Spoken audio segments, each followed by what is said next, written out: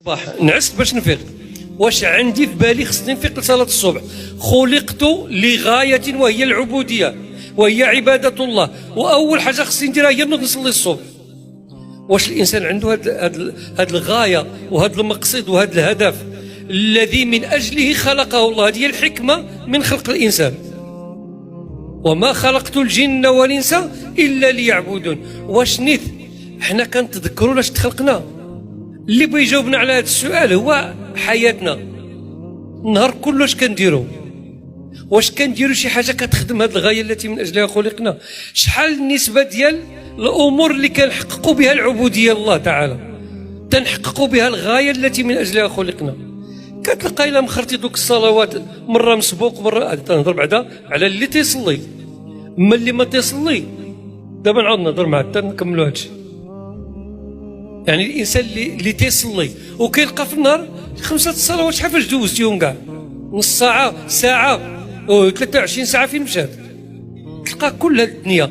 بمعنى الانسان باقي في الغفله عما خلق من اجله، باقي غافل على الحكمه من خلقه، باقي غافل على الهدف الذي من اجله اوجده الله تعالى في الحياه الدنيا. راه وجدنا في الدنيا لغايه عظمى وهي تحقيق العبوديه لله تعالى.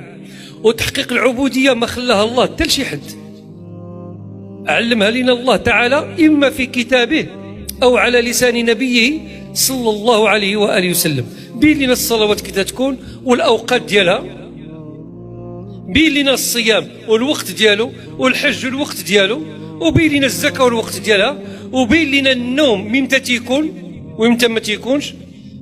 نظم لك الله تعالى حياتك كلها من اجل تحقيق العبوديه لله جل وعلا.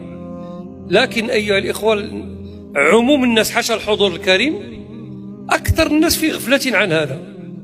اكثر الناس يغفل عن الغايه التي من اجلها خلق، ولذلك تجده يخدم غايات اخرى ويغفل عن غايه العبوديه التي من اجلها خلق.